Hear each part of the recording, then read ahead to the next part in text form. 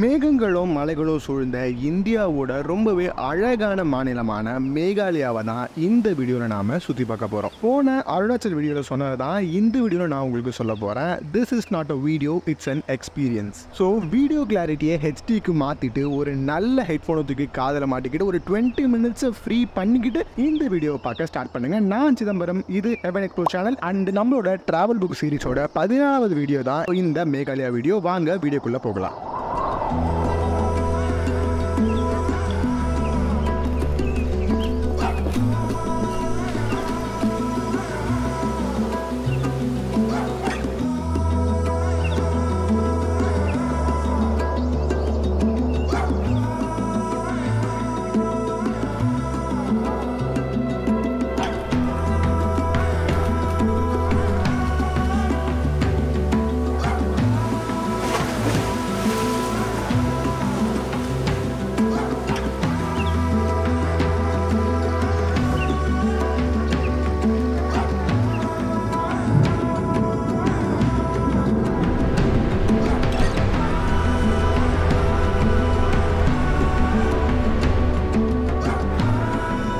கிளிம்ஸை பார்த்து முடிச்சதுமே உங்களுக்கு தெரிஞ்சிருக்கும் நாம் எப்பேற்பட்ட இடத்த இந்த 5 days and 4 nights ட்ரிப்பில் சுற்றி பார்க்க போகிறோம் அப்படின்னு. ஸோ ஃபஸ்ட்டு நாம் மேகாலயாவை சுற்றி பார்க்கறதுக்கு முன்னாடி மேகாலயாவை பற்றி பார்த்துடலாம். மேகாலயா இந்தியாவோட நார்த் ஈஸ்டில் இருக்கிற ஸ்டேட்ஸில் ஒன்று. அண்ட் இது 1972க்கு முன்னாடி மேகாலயான்ற ஒரு மாநிலமே கிடையாது. 1972 ஜனவரி 21 தான் அசாமில் இருக்க 2 டிஸ்ட்ரிக்டை எடுத்து மேகாலயான்ற ஒரு மாநிலத்தை உருவாக்கியிருக்காங்க. இந்த மேகாலயா எக்ஸாக்டா எங்க லொகேட் ஆயிருக்கு அப்படின்னா, இந்தியா மேப்ல நேபாள் இந்தியாவுக்கு எந்த இடத்துல லொகேட் ஆயிருக்கோ அதே மாதிரி பங்களாதேஷ்க்கு எக்ஸாக்டா அந்த இடத்துல தான் இதுவும் லொகேட் ஆயிருக்கு. மேகாலயா பத்தின இன்னொரு முக்கியமான விஷயம் என்ன அப்படின்னா, இந்தியாவில் இருக்க மாநிலங்களிலேயே அதிக மழை பொழிவை சந்திக்கிற மாநிலம் எதுன்னு கேட்டீங்கன்னா அது இந்த மேகாலயா தான். கிட்டத்தட்ட 1200 சென்டிமீட்டர் மழையை ஒரு வருஷத்துல மேகாலயா பெறுது. இதுக்கு நாம ஒரு கம்பேரிசன் சொல்லணும் அப்படின்னா, மொத்த தமிழ்நாட்டோட ஆவரேஜ் ஆனுவல் ரெயின்ஃபால் வந்து வெறும் 150 சென்டிமீட்டர் தான். அதை கம்பேர் பண்ணா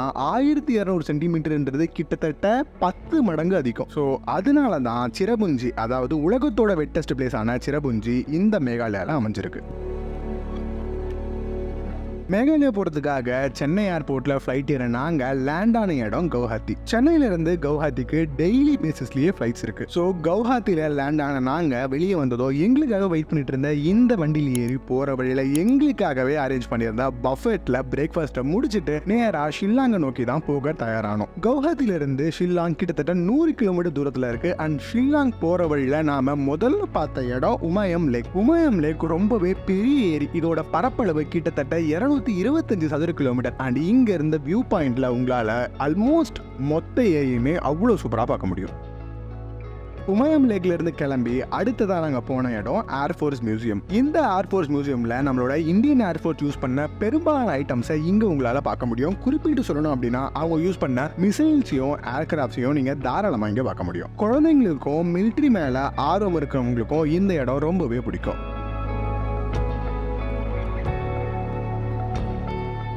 மியூசியம்லேருந்து கிளம்பி அடுத்ததான் நம்ம போன இடம் இங்கேருந்து 10 நிமிஷம் தூரத்தில் இருந்த எலிஃபென்ட் ஃபால்ஸுக்கு தான். பார்க்கிங்கில் வண்டியை விட்டுட்டு ஒரு 10 மினிட்ஸ் ட்ரெக் பண்ணால் நாம் இந்த ஃபால்ஸை ரீச் பண்ணிடலாம். அண்ட் இந்த ஃபால்ஸை 3 ஸ்டெப் வாட்டர் ஃபால்ஸ்னு சொல்கிறாங்க. இந்த ஃபால்ஸில் மொத்தம் 3 டிவிஷன் இருக்கும். அண்ட் எல்லாத்துலேயுமே படிக்கட்டில் தண்ணி வழிஞ்சு வர மாதிரி தெரியறதுனால தான் இதை 3 ஸ்டெப் வாட்டர் ஃபால்ஸ்னு சொல்கிறாங்க. இதில் இருக்க ஃபஸ்ட்டு வாட்டர் ஃபால் ரொம்பவே அகலமான வாட்டர் ஃபால்ஸ். ஆனால் சுற்றி மரங்கள் இருக்கிறதுனால உங்களால் முழுசுமாக பார்க்க முடியாது. அண்ட் அந்த இடத்துல உங்களால் தாராளமாக செகண்ட் வாட்டர் ஃபால்ஸாக பார்க்க முடியும். இன்னும் கொஞ்சம் தூரம் நீங்கள் கீழே இறங்கி வந்தீங்க அப்படின்னா 3த்துலேயுமே பெருசான அந்த 3rd வாட்டர் ஃபாலை பார்க்கலாம். இங்கே ஃபோட்டோஸ் எடுக்கிறதுக்கு அவ்வளோ சூப்பராக இருக்கும். இங்கேருந்து கிளம்பி அடுத்ததான் நாம் சிரபுஞ்சியை நோக்கி தான் போனோம். நாங்கள் சிரபுஞ்சி ரீச் பண்றதுக்கு கிட்டத்தட்ட ஈவினிங் 7 மணி கிட்ட ஆயிடுச்சு. ஸோ அங்கே நாங்கள் ரூமுக்கு போயிட்டு டின்னரை முடிச்சுட்டு டே 1 முடிச்சிட்டோம். தூங்கி எழுந்ததுமே பிரேக்ஃபாஸ்ட் கூட முடிக்காம டே 2வோட மொதல் ஸ்பாட் நாங்கள் போனது இந்த பெரூட் ஃபால்ஸுக்கு தான்.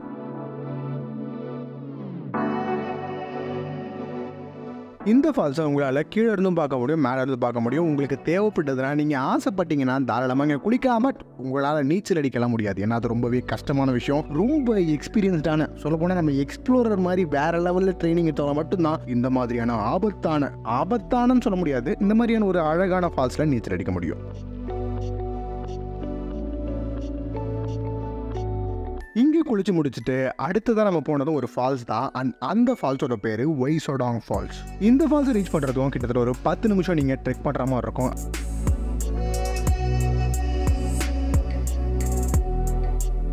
இந்த ஃபால்ஸை நீங்கள் பார்க்கும்போது உங்களுக்கு நீங்கள் சின்ன வயசில் பார்த்த, அதாவது உங்களோட கம்ப்யூட்டர் வால்பேப்பரில் நீங்கள் சூஸ் பண்ண வாட்டர் ஃபால் மாதிரி ஒரு ஃபீல் தரும் இந்த வாட்டர் ஃபால்ஸ். இந்த வாட்டர் ஃபாலோட ஹைலைட்டே இதோட தண்ணி தான். கிறிஸ்டல் கிளியராக ப்ளூ கலரில் அவ்வளோ சுத்தமாக இருக்கும் இந்த வாட்டர் ஃபால். அதனால தான் என்னமோ தெரியல இந்த வாட்டர் ஃபால்ஸில் குளிக்க அலோவ் பண்ண மாட்டாங்க. இந்த ஃபால்ஸில் குளிக்க முடியலாம் ஃபீல் பண்ணாதீங்க. ஏன்னா இங்கே மேகாலயாவில் நிறைய ஃபால்ஸ் இருக்குது. இந்த ஃபால்ஸை முடிஞ்ச வரைக்கும் ஃபோட்டோ எடுத்துட்டு அதோட அழகை எடுக்கிற மாதிரி நம்மளோட முகத்தையும் சேர்த்து வச்சு ஒரு ஃபோட்டோ எடுத்து முடிச்ச அப்புறம் அடுத்ததாக நம்ம இன்னொரு வாட்டர் ஃபால் தான் போகிறோம். ஆனால் அது இந்த மாதிரி சாதாரண வாட்டர் ஃபால் கிடையாது. இந்தியாவிலேயே ஒன் ஆஃப் தி டாலஸ்ட் வாட்டர் ஃபால்னு சொல்லப்படுற நௌகாலிகா ஃபால்ஸுக்கு தான் போகிறோம். என்னதான் கிட்டத்தட்ட இது 1100 அடி ஹைட் இருக்க பிரம்மாண்டமான வாட்டர் ஃபாலாக இருந்தாலும் இதை பார்க்கறது நம்ம கஷ்டப்படவே வேணாம். பார்க்கிங்ல இருந்து எட்டி பார்த்தாலே இந்த பெரிய வாட்டர் ஃபால்ஸ் உங்க கண்ணுக்கு அவ்வளோ கிளீனா சூப்பரா தெரியும். இங்க இருந்து வண்டி எடுத்துட்டு அடுத்ததான் நம்ம போனா இந்த மேகங்களுக்கு நடுவுல வெளிப்படுற இந்த 7 சிஸ்டர்ஸ் வாட்டர் ஃபால்ஸ் தான் உங்க கண்ணுக்கு தெரியும். இந்த ஃபால்ஸோட உயரம் கிட்டத்தட்ட 1000 அடி. இதுவும் இந்தியாவோட ஒன் ஆஃப் தி டாலஸ்ட் வாட்டர் ஃபால்னு சொல்லலாம். இந்த 7 சிஸ்டர் வாட்டர் ஃபால்ஸ்க்கு பேருக்கு பின்னாடிலாம் பெரிய சஸ்பென்ஸ்ல எதுவும் கிடையாது. 7 இடத்துல இருந்து தண்ணி வர மாதிரி தெரியறதுனால இந்த வாட்டர் ஃபால்ஸ் 7 சிஸ்டர் வாட்டர் ஃபால்ஸ்னு சொல்றாங்க. இந்த 7 அக்கா தங்கச்சிகளையும் பார்த்துட்டு அடுத்ததான் நம்ம போன இடம் தான் மௌசாமி கேவ்ஸ். இந்தியாவோட டாப் 10 கேவ்ஸ் 10மே மேகாலயால தான் லொக்கேட் ஆயிருக்கு. அண்ட் அதுல Mawsmai caves one of the longest கேவ்னு சொல்லலாம். இந்த கேவோட தூரம் சில கிலோமீட்டர்களா இருந்தாலும் இதுல டூரிஸ்ட வெறும் 150 மீட்டருக்கு மட்டும்தான் அலோவ் பண்ணுவாங்க. அண்ட் அந்த 150 மீட்டரையுமே நீங்க கஷ்டப்பட்டு தான் நுழைஞ்சு வராம இருக்கும். வளைஞ்சு நெளிஞ்சு தான் இந்த ரூட்டுக்குள்ளேயே உங்களால போக முடியும். பட் ப்ராப்பரா இங்க போறதுக்கு வழியும் கொடுத்திருக்காங்க. வெளிச்சத்துக்காக லைட்ஸுமே இங்க ப்ரொவைட் பண்ணிருக்காங்க. இந்த கேவ் ஒரு லைம்ஸ்டோன் கேவ், அதாவது முழுக்க சுண்ணாம்பு பாறைகளால உருவானது தான் இந்த கேவ். இது உருவாறதுக்கு பல்லாயிரம் வருஷங்கள் தேவைப்பட்டிருக்கு. இதுல எப்படி அப்படின்னா இந்த லைம்ஸ்டோன்ல தண்ணி போக போக அது கொஞ்சமா கரைஞ்சுதான் இந்த குகை உருவாயிருக்கு. அண்ட் இந்த குகையில நீங்க போகும்போது அங்கங்க தண்ணி சொட்டுறதையுமே உங்களால பார்க்க முடியும். இந்த கேவ்ல கொஞ்ச நேரம் டைம் ஸ்பெண்ட் பண்ணிட்டு முடிஞ்ச வரைக்கும் குரூப் போட்டோஸ் அண்ட் இண்டிவிஜுவல் போட்டோஸ்லாம் எடுத்து முடிச்சுட்டு அடுத்ததா ரொம்பவே முக்கியமான அண்ட் அழகான இடமான லிவிங் ரூட் பிரிட்ஜுக்கு தான் போயிருந்தோம். அண்ட் அந்த இடத்துக்கு போற வழி அவ்வளோ அற்புதமா இருந்தது. ரீசெண்டா எடுத்த ஒரு சர்வே படி மேகாலயால மொத்தம் கிட்டத்தட்ட 75 லிவிங் ரூட் பிரிட்ஜஸ் இருக்கு. ஆனா அதுல சிலது மட்டும்தான் ஆக்சஸ் பண்ற மாதிரியான ஸ்டேஜ்ல இருக்கு. இந்த எல்லாமே லிவிங் ரூட் பிரிட்ஜஸ் அப்படிங்கிறதுனால இது பராமரிக்கல அப்படின்னா காட்டுத்தலமா இந்த வேர்கள் வளர்ந்து அதை ஆக்சஸே பண்ண முடியாத மாதிரி ஆக்கிடும். நாங்க எங்களோட வண்டியை பார்க் பண்ணிட்டு கொஞ்சம் தூரம் ட்ரெக் பண்ணி போன அப்புறம் தான் இந்த முதல் பிரிட்ஜை எங்களால பார்க்க முடிஞ்சது. ஒரு நல்ல மெச்சூரான பிரிட்ஜ் கிட்டத்தட்ட 50 பேரை வரைக்கும் தாங்கக்கூடிய சக்தி உடையதா இருக்கும். அண்ட் அதோட லைஃப் ஸ்பேன் பாத்தீங்கன்னா பல 100 வருஷங்களை தாண்டியும் அந்த பிரிட்ஜ் நல்ல ஹெல்த்தியாவே இருக்கும். ஒரே விஷயம் என்னன்னா அதை ப்ராப்பரா மெயின்டைன் பண்ணி ஆகணும். அப்படி இல்லை அப்படின்னா முரட்டுத்தனமா அந்த ரூட் வளர்ந்து அதை ஆக்சஸ் பண்ண முடியாத மாதிரி மாத்தி விட்டுரும். இந்த லிவிங் ரூட் பிரிட்ஜஸ் மொத்தமுமே மனிதர்களால உருவாக்கப்பட்டது தான். இதை எப்படி பண்றாங்க அப்படின்னா இந்த காடுகளில் இருக்கிற மரத்தோட பேரு, அதாவது ஒரு வகையான மரத்தோட பேரு ரப்பர் ஃபிக்னு சொல்றாங்க. கிட்டத்தட்ட பேரில தெரியற மாதிரி பாத்தீங்க அப்படின்னா கொஞ்சம் வளைவுத்தன்மை உள்ள மாதிரியான மரங்கள் தான் இந்த மரங்களா இருக்க வாய்ப்பு இருக்கு. அதனால இந்த மரங்கள் சின்னதா இருக்கும் போது சில கட்டைகளோட துணையை வச்சு இந்த வேர்கள் அது மேல படற மாதிரி செஞ்சுதான் சில வருஷங்கள் டைம் கொடுத்து இந்த பிரிட்ஜை உருவாக்குறாங்க. பெரும்பாலும் இந்த பிரிட்ஜஸை கீழே ஓடுற ஆத்த கடக்கிறதுக்கு தான் இவங்க இதை உருவாக்கி இருக்காங்க. இங்க இருக்க லிவிங் ரூட் பிரிட்ஜஸ்லயே ரொம்ப ஃபேமஸ் ஆனது இந்த டபுள் டெக்கர் பிரிட்ஜ் தான். ஏன்னா இதுல போறதுக்கு தனியாகவும் வரதுக்கு தனியாகவும் இந்த ஆத்த கடக்கிறதுக்கு ப்ராப்பரான ஒரு பிரிட்ஜ் இவங்க ரெடி பண்ணிருக்காங்க. இது வேற லெவல்ல இருந்தது. அண்ட் இந்த இடத்தை பார்த்து முடிச்சதும் நம்மளோட டே 2 ஓவர் நேரா ரூமுக்கு ரிட்டர்ன் ஆயிட்டு அடுத்த நாள் டே 3 ஒரு வேற லெவலான அட்வென்ச்சருக்கு தான் நாம தயாரானோம். தி பேம்பூ ட்ரெக்.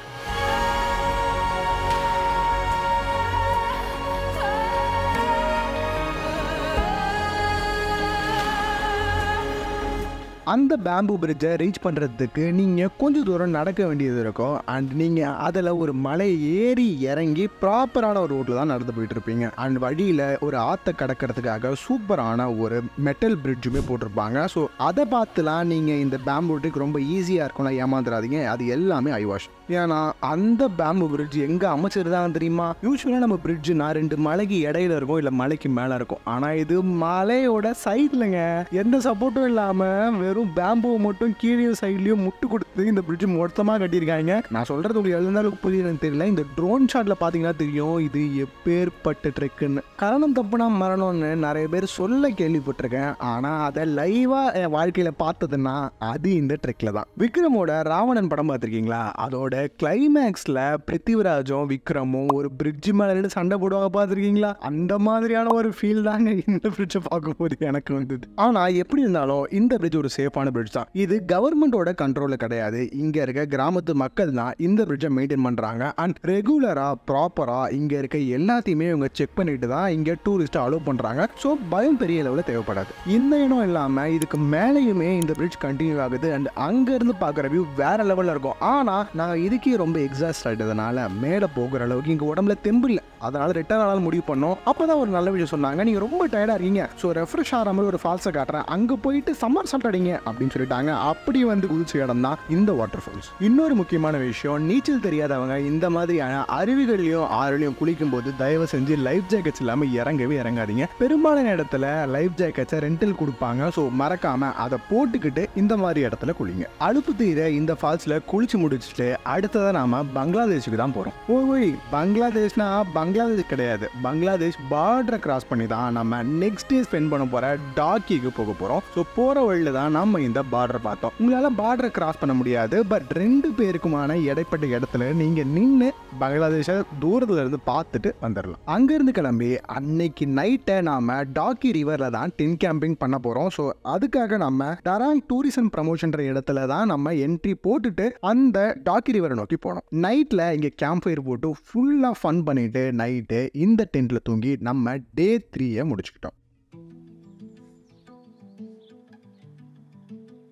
அண்ட் அந்த டே 3 நாங்கள் டாக்கியில் எப்படி தூங்கிட்டு இருந்தோம், அதாவது எந்த இடத்துல ஸ்டே பண்ணுன்றத இந்த ட்ரோன் ஷாட் மூலமாக நீங்களே பாருங்கள். இந்த டாக்கி ரிவரோட ஹைலைட்டே இந்த ஆற்றுக்கு நடுவில் இருக்கிற கூழாங்கற்களுக்கு மேலே இந்த 10 கேம்ப்ஸ் அமைச்சு அங்கே தங்கறது தான். இதை ஒரு லைஃப் டைம் எக்ஸ்பீரியன்ஸ்னு தாராளமாக நம்மளால சொல்ல முடியும். இந்த இடத்தோட இன்னொரு ஹைலைட்டான விஷயம் இங்கே இருக்கிற கிறிஸ்டல் கிளியரான வாட்டர் தான். அன்ஃபார்ச்சுனேட்லி நாங்கள் வர்றதுக்கு ஒரு நாள் முன்னாடி தான் இங்கே நல்லா மழை பெஞ்சதுனால தண்ணி கலங்கலாக இருந்தது. ஸோ நாங்கள் லாஸ்ட் டைம் மேகாலயா போயிருந்தப்ப இருந்த ஃபுட்டேஜஸை இதில் ஆட் பண்ணுறோம். அதில் பாருங்க இந்த தண்ணி எவ்வளோ கிறிஸ்டல் கிளியராக இருக்கு அப்படின்னு. 10th டேக்கு அடுத்ததா இந்த டாக்கியில் ரொம்ப ஃபேமஸ் ஆனது இந்த கயாக்கிங் தான். அதுவும் நீங்கள் ஆப்போசிட் டைரக்ஷனில் கயாக் பண்ணும்போது அந்த டிரான்ஸ்பரண்ட் ரிவரில் போகும்போது ஒரு ஃபீல் கிடைக்கும் பாருங்க. ஃபோட்டோஸ்லாம் வேற லெவலில் விழும். அண்ட் உங்களுக்கு அனுபவமே அவ்வளோ சூப்பராக இருக்கும். நீங்கள் ஒரு கீச்சைனை தண்ணியில் போட்டால் கூட அது எங்கே போய் விழுதுன்றதை உங்களால் தண்ணியில் பார்த்தே கண்டுபிடிக்க முடியும். அவ்வளோ கிறிஸ்டல் கிளியராக இருக்கும். இந்த டாக்கியில் அடுத்த அட்ராக்ஷன் இந்த கிளிப் ஜம்பிங். இந்த கோட்டை சாமி உங்களுக்காக தலையில்தான் குதிப்பேன்ங்கிற மாதிரி தைரியம் உள்ளவங்க, நீச்சல் தெரிஞ்சவங்க தாராளமா கிட்டத்தட்ட 20 அடி உயரம் இருக்கிற இந்த கிளிப் ஜம்பிங்ல நீங்க சேஃப்டி ஜாக்கெட்ஸ் போட்டுட்டுமே ட்ரை பண்ணலாம். இந்த டாக்கி ரிவர் கிளம்பி அடுத்ததான் நாம போன இடமும் ஒரு வாட்டர் ஃபால்ஸ் தான். அந்த இடத்தோட பேரு கராங்சூரி வாட்டர் ஃபால்ஸ். மற்ற வாட்டர் ஃபால்ஸ் மாதிரி இந்த வாட்டர் ஃபால்க்கு நம்ம நடந்தோ ட்ரெக் பண்ணியோ போகிறது கிடையாது. நம்ம இதை ஆகாய மார்க்கமாக தான் ரீச் பண்ண போகிறோம். ஹலோ, ஆகாய மார்க்கமானா ஹெலிகாப்டர்லாம் வராது, ஜிப்லைன் ஒன்று இருக்கும். ஜிப்லைன் மூலமாக நீங்கள் இங்கேருந்து கராங்சூரி வாட்டர் ஃபால்ஸுக்கு கிட்ட வரைக்கும் ஜிப்லைன்லேயே போயிட முடியும். ஆனால் அந்த ஃபால்ஸுக்கு அக்ராஸாக ஜிப்லைனில் போகும்போது எப்படி இருக்கும் தெரியுமா? இப்படி தான் இருக்கும். ஜிப்லைன்ல இருந்து இறங்கி கொஞ்சம் தூரம் ஆற்றுல நடந்து போனால் நாம் இந்த கராங்சூரி ஃபால்ஸை ரீச் பண்ணிடலாம். லைஃப் ஜாக்கெட்ஸ் போட்டுட்டு கட்டாயம் உங்களை இந்த ஃபால்ஸில் குளிக்க அலோவ் பண்ணுவாங்க. அண்ட் இந்த ஃபால்ஸ் பார்க்கறதுக்கு ரொம்பவே வித்தியாசமாக இருந்தது. நாம் பெரும்பாலும் மேலேருந்து தண்ணி வரும், அது வழிஞ்சு வழிஞ்சு, அதாவது மலை முகட்டில் வழிஞ்சு வழிஞ்சு கீழே ஃபால்ஸை வரதை பார்த்துருப்போம். ஆனால் இது எப்படி இருந்தது அப்படின்னா, ஒரு பெரிய பாறையை யாரோ தூக்கி வந்து குறுக்க போட்டதுனால அதிலிருந்து வழிஞ்சு வர மாதிரி ஒரு வித்தியாசமான வாட்டர் ஃபால்ஸாக இருந்தது. அது ஒரு ட்ரோன் ஷாட் உங்களுக்காக. இன்கேஸ் ஏதாவது ஒரு காரணத்தினால இந்த கராங்சூரி வாட்டர் ஃபால்ஸ்ல உங்களை அலோவ் பண்ணல அப்படின்னா பக்கத்துலயே ஃபீஃபி ஃபால்ஸ் ஒரு ஃபால்ஸ் இருக்கும். நீங்க அந்த இடத்துல டைம் ஸ்பெண்ட் பண்ணலாம். இதோட ஆல்மோஸ்ட் நாம டே 4 க்ளோஸ் பண்ணிட்டோம். அண்ட் இந்த அழகான ரூட்ல தான் நாம திரும்ப சிரபுஞ்சியை ரீச் பண்ணோம் நைட் ஸ்டே பண்றதுக்காக. டே 5 காலையில எழுந்ததுமே நாம முதல்ல போன இடத்தோட பேரு சாக்ரெட் வேலி. அண்ணன் என்ன சொல்றாரு அப்படின்னா, இந்த இடத்தோட பேரு லா கிண்டன். லா கிண்டன் அப்படின்னா சாக்ரெட் ஃபாரஸ்ட் அப்படின்னு பேரு. மேகாலயால மொத்தம் 166 சாக்ரெட் ஃபாரஸ்ட் இருக்கு. அதுல ரொம்ப பெருசு இதுதான். மித்த மிச்ச 165 உங்களை அலோவ் பண்ணவே மாட்டாங்க. உங்களால் போக முடிஞ்ச ஒரே ஒரு ஃபாரஸ்ட்னா அது இது மட்டும்தான். இந்த 166 காடுகள் கொண்ட இடத்த கிட்டத்தட்ட 52 கிங்டமா, அதாவது தனித்தனி கிங்டமா பிரிச்சிருக்காங்க. அண்ட் ஒரு கிங்டமுக்குமே தனித்தனி அரசர்கள் இருக்காங்க. அவங்க தான் இந்த இடத்த மொத்தமாக கண்ட்ரோல் பண்றாங்க, கவர்மெண்ட் கிடையாது. ஸோ இந்த ஃபாரஸ்ட்குள்ள நுழைஞ்சு நம்மளால முடிஞ்ச வரைக்கும் சுற்றி பார்த்துட்டு நம்மளோட அன்றாட கடமைகளான ரீல்ஸ் எடுக்கிறது, ஷார்ட்ஸ் எடுக்கிறது, போட்டோ எடுக்கிறதுன்னு மொத்தத்தையும் பண்ணிட்டு முடிஞ்ச வரைக்கும் அங்க இருந்துட்டு அடுத்ததா ரொம்ப முக்கியமான இடத்தை நோக்கி தான் போனோம். அந்த இடத்தோட பேர் கொஞ்சம் மார்க்கமா இருந்தாலும் அந்த இடம் ஒர்த்து வருமா அப்படின்னு சொல்ற மாதிரியான ஒரு இடம் தான். அண்ட் அந்த இடத்தோட பேரு போலீஸ் பஜார். இங்க ஷாப்பிங் சென்டர்ல இருந்து ஹோட்டல்ல இருந்து எல்லாமே இருக்கும். முக்கியமான விஷயம், இங்க தமிழ் ஹோட்டல்ஸ் இருக்கு. பேரு மெட்ராஸ் கஃபே. நம்மளும் கூட வந்தவர் என்னதான் நார்த் இந்தியனா இருந்தாலும் அவருக்கு தோசை ரொம்ப பிடிக்குமோ, பயங்கரமா என்ஜாய் பண்ணி சாப்பிட்டுட்டு இருந்தாரு. ஸோ அவருக்கு கம்பெனி கொடுக்குற விதமா நாங்களும் 5 நாளா தமிழ் ஃபுட்டே பார்க்காதனால நாங்களும் முடிஞ்ச அளவுக்கு எங்களோட சாப்பாடை முடிச்சுட்டு ஷாப்பிங் பண்ண ஸ்டார்ட் பண்ணிட்டோம். இந்த ஷாப்பிங் பண்ண பொருளெல்லாம் ஏர்போர்ட்டுக்குள்ள வேக வேகமாக எடுத்துகிட்டு போகிறது வேற யாரும் இல்லைங்க, நம்ம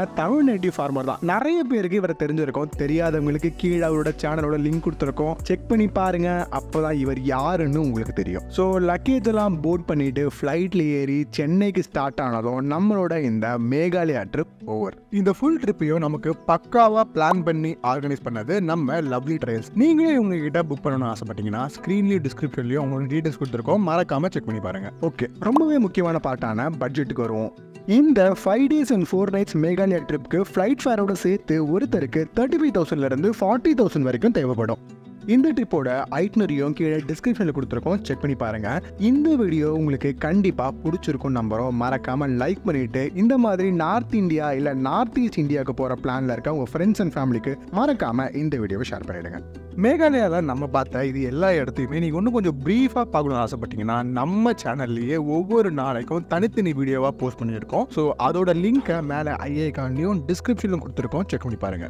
இது வரைக்கும் நம்ம ஹெவன் எக்ஸ்ப்ளோர் சேனலை நீங்கள் இன்னும் சப்ஸ்கிரைப் பண்ணலன்னா சப்ஸ்கிரைப் பண்ணிட்டு பக்கத்தில் இருக்க பெல் ஐக்கனையும் ப்ரெஸ் பண்ணிடுங்க. கூடவே வேற எந்த இடத்தோட ஐட்னரி வீடியோவை நாங்கள் போடணும், அதாவது டிராவல் புக் சீரீஸாக நாங்கள் போடணும் நீங்கள் நினைக்கிறீங்களோ அந்த இடத்த கமெண்ட்லையும் சொல்லிட்டு போங்க. நான் சீக்கிரமாக இன்னொரு வீடியோவில் உங்களை மீட் பண்ணுறேன்.